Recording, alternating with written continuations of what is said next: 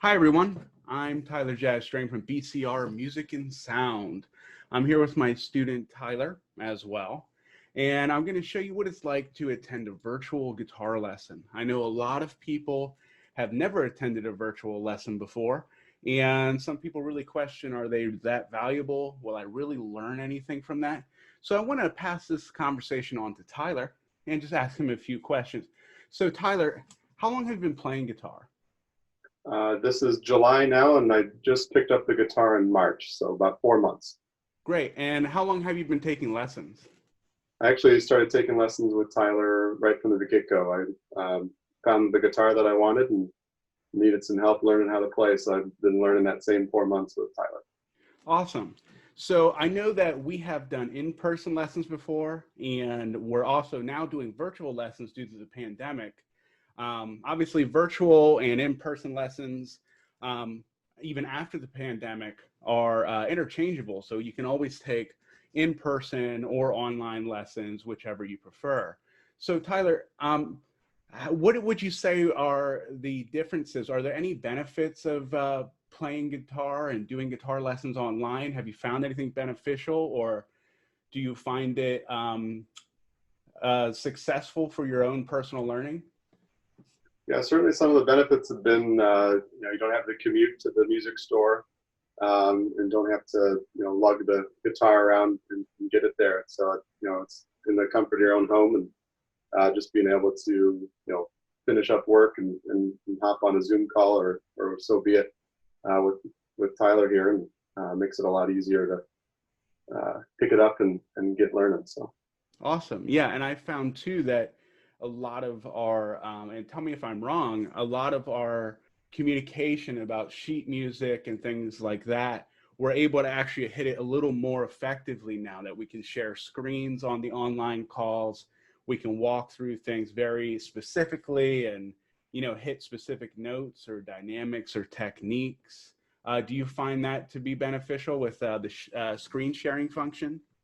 yeah, absolutely. Between the screen sharing function and the software that Tyler prefers with the Tux guitar, it makes sharing the sheet music that I learned in lesson, um, as well as his lesson follow-ups, where he's able to attach that and give a little recap of what we just discussed. And so now I've got a binder here of all the music we are working on, and it gives me a reference to go back and pick something up or continue learning that new piece that I'm learning. Awesome. And that's another thing to bring to everyone's attention as well, is when you do attend online lessons with me, you also are provided with a lesson review at the end of the lesson. Because we know a lot of talking and a lot of technique practice and stuff, it's not always well communicated verbally, even in person. Sometimes that's hard. But with all online lessons, I now offer a lesson review at every lesson. At the end of every lesson, you get a lesson review with your sheet music, some techniques we discussed, some of the students' trouble areas, and how we can fix them. So it's a very detailed explanation. Anyways, so we are going to continue here on to Tyler's real lesson to show everybody what an online guitar lesson looks like. Today, we're going to be talking about some of the repertoire that Tyler's been working on. We're going to discuss some techniques, and we're just going to continue this lesson as normal. So you ready to go, Tyler? Ready to go. Cool, man. All right, cool. Well, let's just start with your chromatic scale, or not chromatic, pentatonic scales, just to get your fingers warmed up. Do all 5 shapes. All right.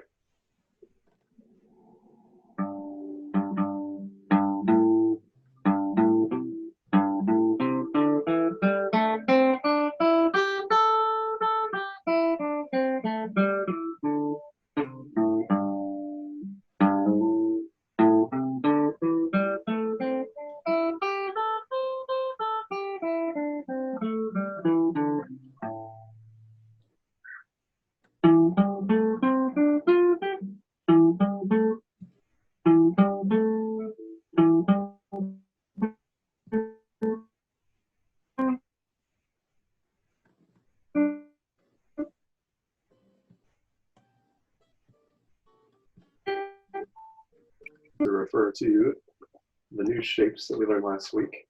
Yep. Shape 1.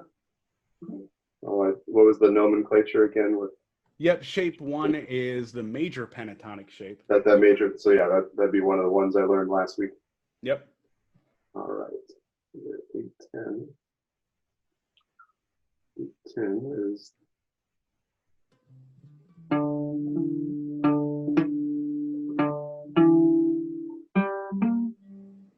Right? Oh no. And 7. Okay.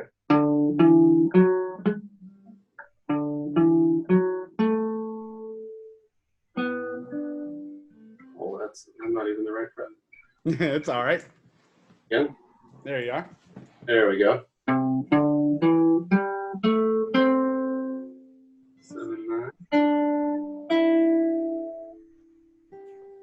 8, 10. 8. And so that one goes the pinky ring all the way up, probably. Or when you get to 710, would that be the index? Yep, that's index and pinky. So something that I think is important to point out, when we discussed our other pentatonic shapes, we looked at how do they interconnect and how similar are those shapes. Like we take shape 5, that minor pentatonic shape, and we relate it to shape 3 all the way down here on the 12th fret because it's really similar. 12, 15, 12, 15, 12, 14, 12, 14. And then it just does that change there on the B string, 13, 15, 12, 15. And obviously there's the change there on the A string as well. But those shapes are really similar. So what makes those shapes really easy to remember? It's what I like to call anchor points. So we've got 8, 10 on the first string, 8, 10. But look at the next 3 strings, 7, 10, 7, 10, 7, 9. What do they all have in common? A 7. And they all, and the 7th fret always starts with the pointer finger.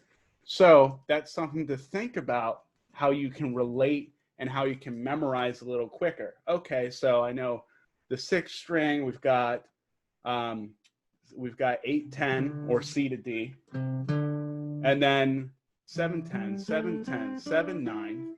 And then when we get to the B and the E string, we can relate that to the first pattern, 8, 10, 8, 10. Okay, so what we know is the low E string, the B string, and the high E string are all the same exact pattern. That's a good way to memorize it.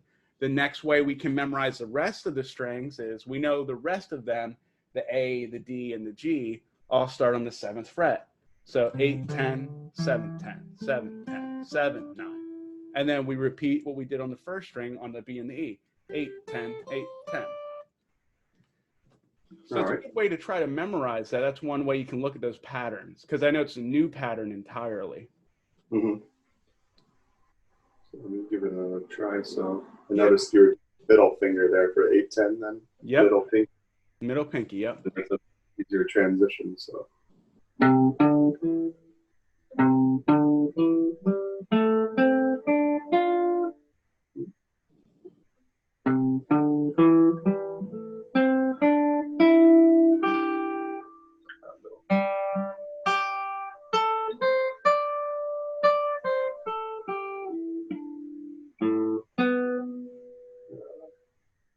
Yeah, we got 10, 7, 10, 7 there, yeah.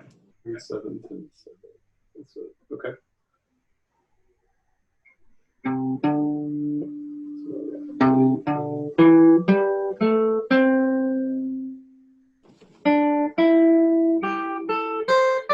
Okay.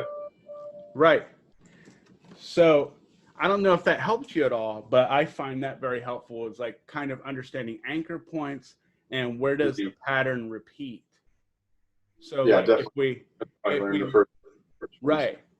So if we look into shape 2 where we've got the 10, 12, 10, 12, 10, 12, that's really easy to remember. You know, it's all the same exact pattern. But where does it come back? So it comes back here on the high E string, 10, 12 again. Are you there? Oh, no, I think okay, there we go, yeah. So yeah, 10, 12, 10, 12, 10, 12, and then it repeats again on the high E string, 10, 12. And that's where it changes now. It changes on the G and the B string. Mm-hmm. The cool thing about G and B, think about this pattern. It'll help you memorize it.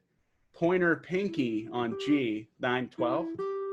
Same thing on B. Pointer, pinky, but this time it's 10, 13. So it's just a shift up one fret. And then we just repeat the absolute beginning on the E string. 10, 12. So 10, 12, 10, 12, 10, 12. Pointer, pinky, 9, 12. Pointer, pinky, 10, 13. And then we do the repeat, 10, 12. Pointer, ring. Okay. So go ahead and give that a try. All right.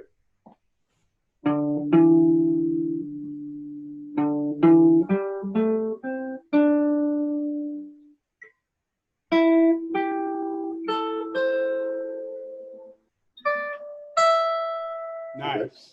Perfect.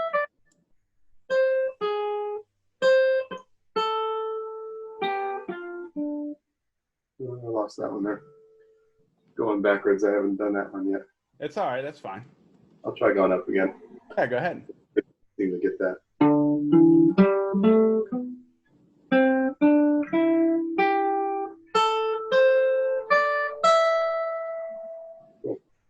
Yeah, cool.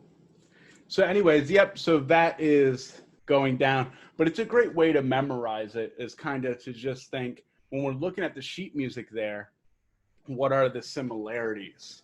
Mm-hmm. Anyways, so that's pretty much the pentatonic. I mean, a lot of it is, as you know, a lot of it is muscle memory and just kind of getting the shapes down and just getting to it. So I know you got that.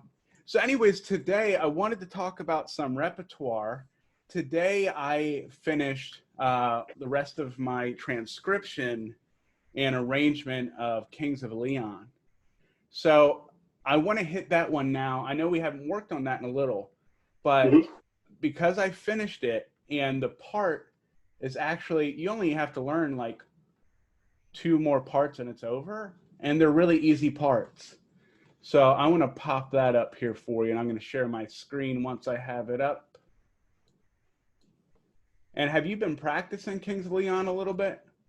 Yeah, I've been doing that a little bit. Got that on the front of my mind anyway. Right on. Cool. So, like I said, you already know the beginning of this song, and you know the verse, and you know the repeat section. So before we get into, because I am going to have you play the beginning and the verse then, but for now, I want to talk about these new sections. So this is the new section with the bridge here. All right. Now, I want to teach you something. So these chords you haven't done before, except for the D major, which is in measure 83. I'm going to show you a way to think about the first chord that's going to blow your mind. So if we look at the first chord, what does it look like? If I put it in my hand, let me stop sharing my screen quick. If I put it in my hand, what does that look like? It's like a C. That's right. C. And that's exactly what it is. It's not a C. It's actually a D major 9 sus 4. But anyways, it's the same thing as your C shape. So if you played this and you just came down and played this, that's all you do. So yeah, like at first when you look at that tab, you're like, oh, I don't know about that chord. That's kind of strange. I never learned that before. What it is, it's the same shape, just moved up 2 frets of that C major. All right. And that's a shape. Very easy. All right. That's so then I want to, yeah, go ahead and give that one a try. Oh yeah, that's the one I've been playing with a little bit on my own. That's right, you have. So the next shape is almost, it's eerily similar to our power chord. So we build an F sharp power chord on that 2, 4, 4. Now here's the difference. We're going to take our middle finger and we're going to put it on the 2nd fret of the G string. Now this is a little strange and it's quite a stretch. And we're going to play all the strings this time, unlike a power chord. We only play 3. Now we're going to play all the strings.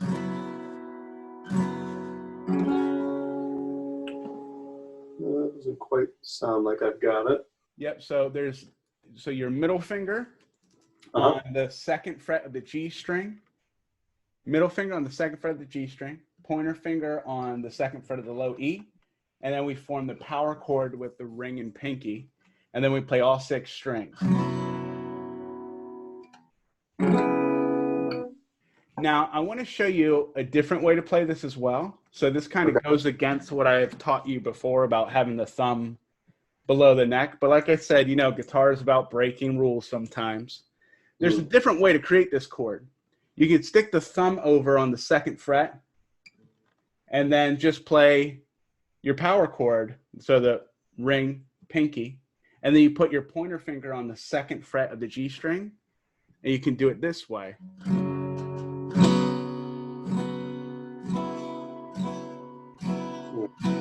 Now that one's a little challenging. Okay. There it is. Yep. That's a little bit of a challenging way to do it. Yeah. But I like to do it this way without the thumb. And the important thing we know about this is we want to make sure our thumb, when we're doing it this way, is behind the neck and we're arching the fingers up. That way it doesn't block those open strings.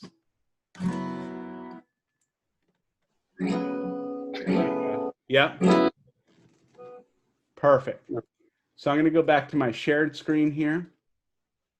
And then we look at measure 83. That's just our D major chord. We know that one.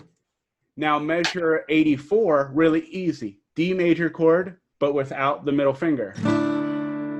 So we got a D9 there. Okay. Exactly.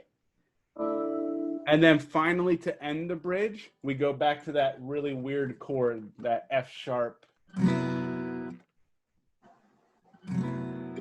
let me just make sure I got that. You know, you said it's a weird stretch, but is it?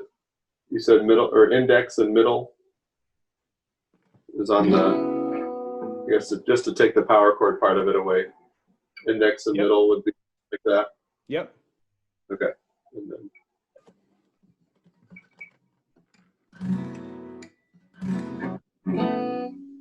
Correct. We'll work on that one. It's okay, yeah. That one will take some time. But something that's important about the bridge is the bridge's timing is the exact same. Okay. All the way through. So from measure 79 to 86, it's the exact same. So now we got to work on the timing. We're just going to take that first shape, that C major shape, but it's really the D major 9 sus4. And we're going to look at the timing here. So we have a dotted quarter note here. All right. Here's 2 ways to explain it. We can do it with the numbers and the quarter note, dotted quarter. So I'll play it for you. I'll play it slow. 1, 2, and 1, 2, and 3, and 4, and 1, 2, and 3, and 4, and. Another way to count it is with our down ups. So down. So it's down, up, up, down, up, down, up, down, up. That's a way to count it, but really I would count it with the numbers here. Yeah. Now that we're dealing with a new form of notation, we're dealing with the dotted quarter note. So once again, I'll count that out slow. 1, 2, and 3, and 4, and. A way to get this down quicker is to keep the arm moving. So watch me, and I'll count slowly. 1, 2, and 3, and 4, and 1, 2, and 3, and 4, and. See, if I keep my arm moving, it makes it a lot more relatable to your muscle memory that, oh yeah, that's right, this is an up and that's a down, and that's when I hit it. So we do 1 with a note, 1, 2, no note, but on the and of 2, and 3, no note, and 4, and 1, 2, and 3, and 4, and 1, 2, and 3, and 4, and. So let's go ahead and give that a try. All right.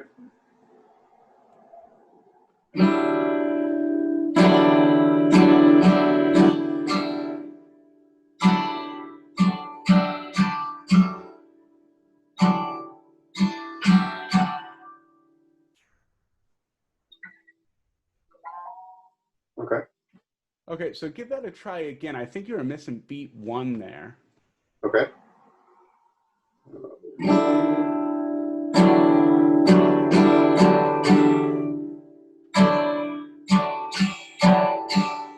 Okay. So measure, the first time you did it was perfect. Okay. So we just have to keep an eye on it, and you can always count aloud. 1, Yeah. 2, and 3, and 4, and 1, 2, and 3, and 4. Sorry, 1, 2, 1, 2, and 3, and 4, and. All right. I'm missing 1 and 2. 1, 2, and That's it. that's it. Yep. 1, 2, and 3. Yep. Okay. 1, 2, and 3, and 4, and 1. Yes. Perfect. That's it. So that's the strumming pattern you use through the whole thing.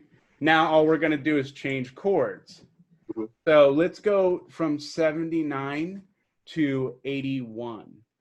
Okay. Because it just repeats 2 times over before it changes chords until we get to measure 83. Yep. So I'll play it slowly for you here. 1, 2, and 3, and 4, and 1, 2, and 3, and 4, and sorry. 1, 2, and 3, and 4, and 1, 2, and 3, and 4, and.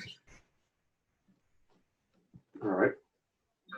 And again, that's There's that weird chord. yeah.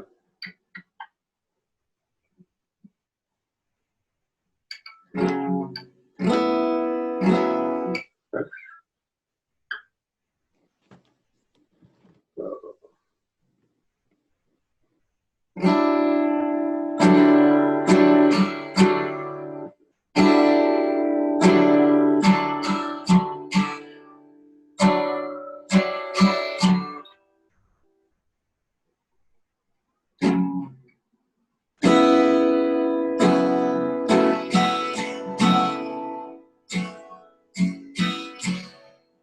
Right. And then we move on to measure 83, and it's just a D major, but it's the same timing.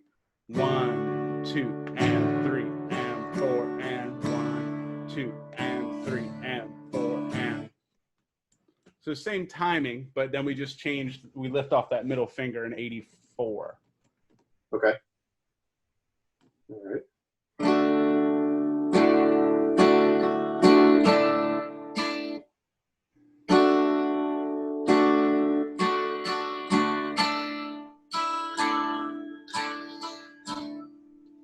Quite the right rhythm, but It's all right.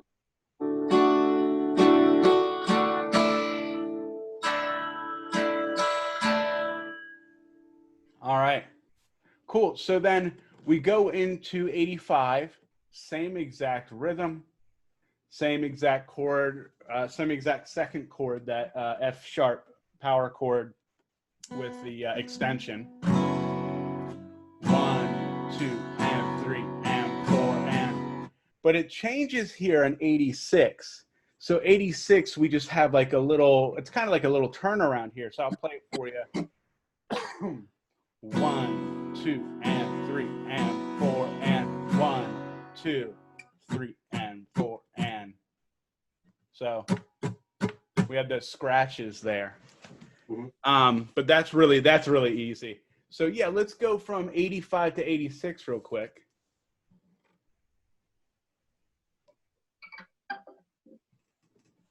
all right. Ooh, that takes a while to get. I know. It's a weird chord.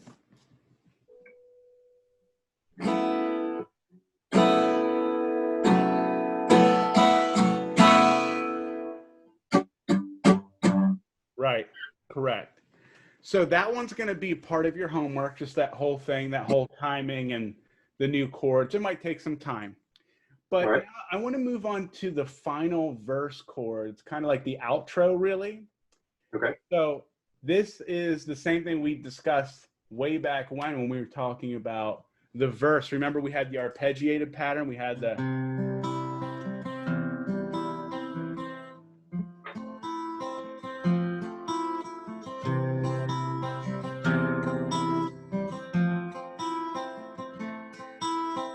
Remember that pattern? Mm-hmm. Same pattern, but now we're doing full out chords and not arpeggios. So what I did was I emphasized the bass note here, but that's really kind of an emphasis you do with your pick.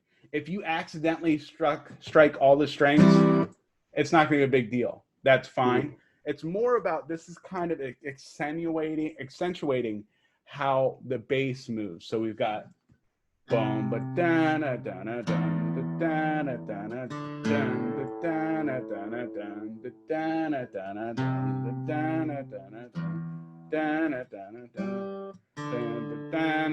So we have that bass movement. So this is just kind of accentuating it, but really, you've done this pattern earlier in the song. So check it out. So it's 1, 2, and 3, and 4, and that's how it is. And we're going to play it for you without counting.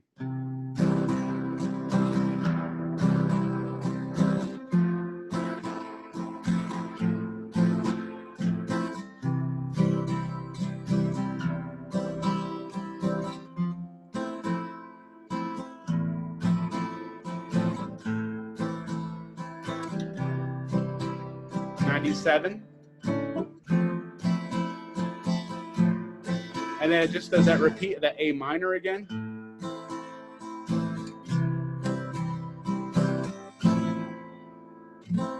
We got the F9. So anyways, it's the same shapes you already know. Okay. And if you want to think about it this way in your head, you can look at the sheet music and just go 1, 2, and 3, and 4, and like 2, 1, 2, and 3, and 4, and. Or what I like to do is I like to hum that melody that we learned in the verse while I'm going through this. So bum ba da na da na. So I'll go bum ba da na da na bum ba da na bum ba da na da bum ba da na. Because the arpeggio and the chord, the bass notes and all of the notes actually match up. So remember how when we start the arpeggiated version, we've got on that one, on the one on the downbeat.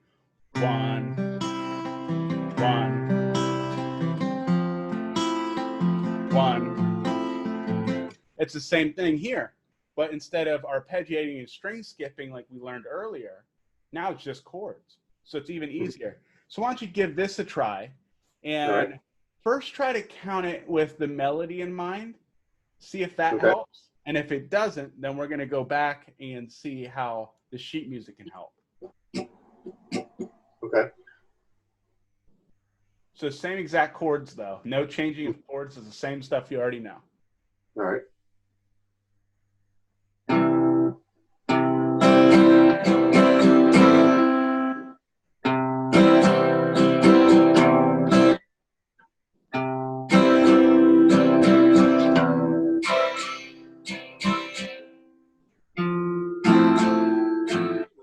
Bass would still be here. Okay. Yep.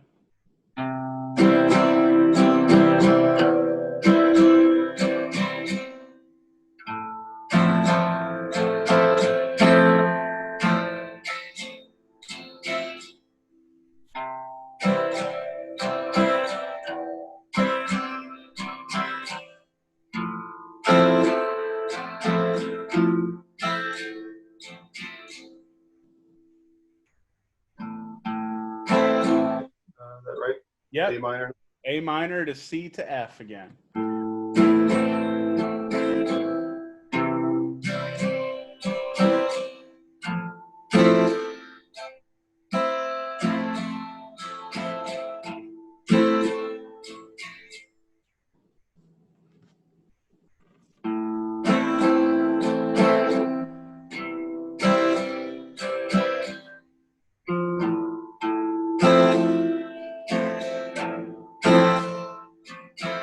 All So you remember what we talked about with this song about repetitions? Remember in the introduction of the song with the power chords, we talked about section A repeats twice, section Yep. B repeats twice, and then we did the same thing in the verse. A repeats twice, B repeats twice.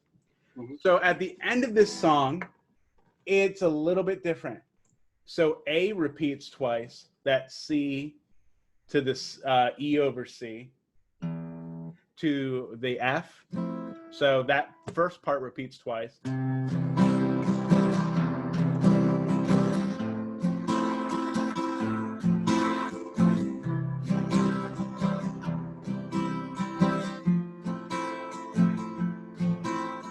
then we move into that B section.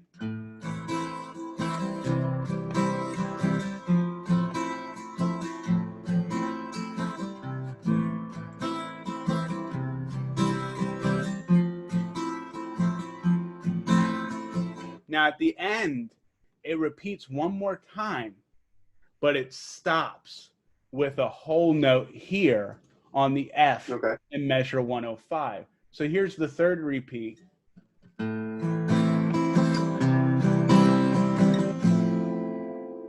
And this is when he's saying, I've been looking around and all I found. And then it slows down for that end.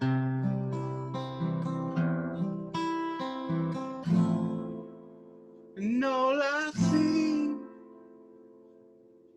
You know how the end, it slows down? So what that's called, so what that's called at the end is called a ritardando in music. It's also known as rit. But here in Tuscatar, you'll see that I slowed down the tempo right here. So I slowed down the tempo so that it will play with you. So when you're playing, instead of going right back to it like we do in the verse, we're going quick.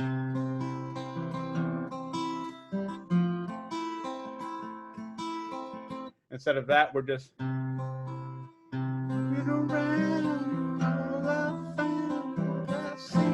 So I don't know the lyrics, but... All right. I get where you're going with it. And that's the end. All right. So let's do all three repeats. Well, not all three repeats, sorry. Let's do all of that last section except for the bridge, because you're going to work on that privately there. But let's do that whole last section.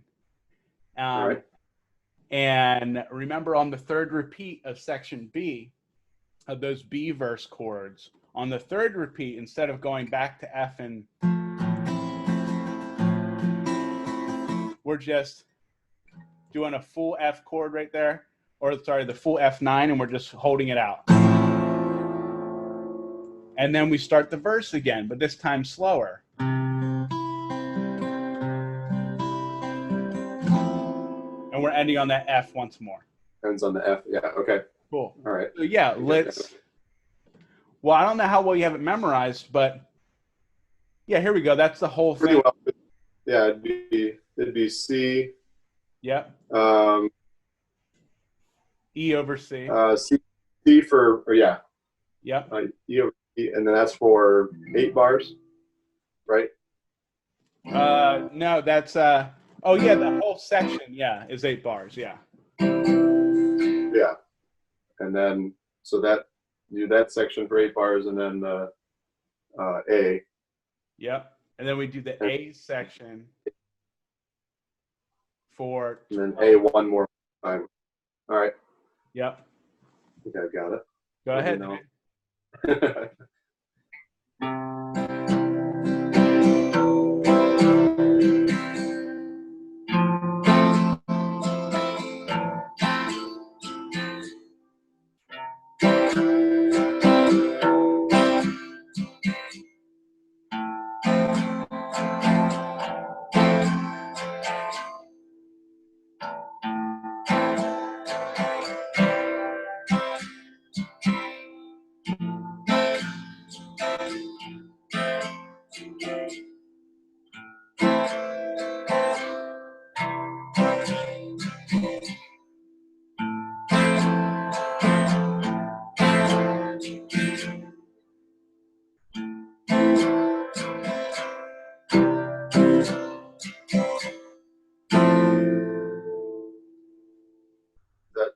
ahead, do correct? the end.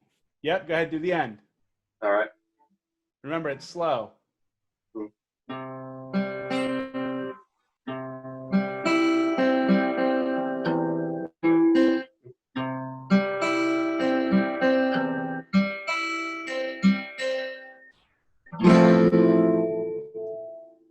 Sweet, dude. Congratulations. Right. Congratulations. It's another important day because this is your first full out song. First whole song. Yeah, and it's actually pretty impressive. We've got power chords, we've got string skipping arpeggios, we've got open chords, we've got new open chords, we've got 3 different strumming patterns going on here. Mm-hmm.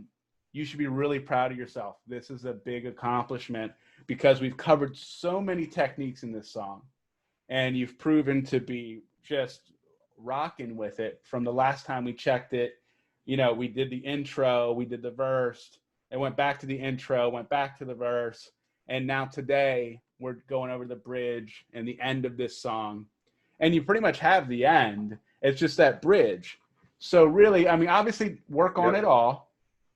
But the most important thing today is the bridge, getting that timing down and getting that weird chord, that F sharp extension chord.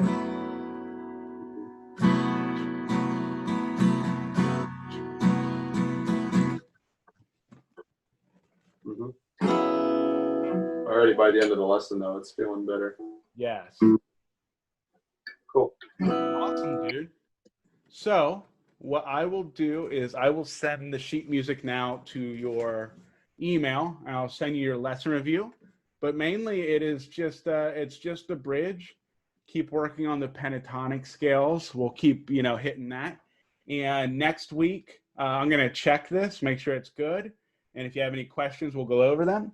If not, we're going to finish your second song out, Cat Stevens. And then we'll be moving into, I guess, more Ziggy Stardust, if you're into that. I also looked, oh yeah, that's right. You did send me an email about some songs you wanted to learn. And there was that one I said I just learned. Yeah, it was Your Love. Your Love, yes, by the Outfielders. Yes, that's one I've already learned. I did for a metal band, actually. So yeah, we're going to learn that one then once we have Father and Son down and this one down. And then really, it's up to you. Do we continue going into Ziggy Stardust, or do we just go to Your Love? Either one's great. Your Love, we're using a lot more power chords. It's a lot more power chordy. It's not extremely like strumming, like open chord strumming technique like we do with Ziggy.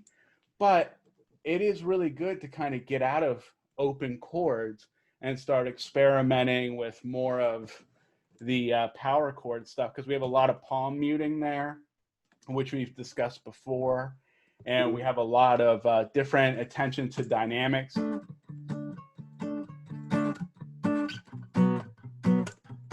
You know, we have that whole thing going on there, which is a whole other ballpark of how does the guitar sound and how can we make it sound cool. So anyways, that's pretty much it, dude. Congratulations on your first song. I'm really proud of you. You should be proud of you.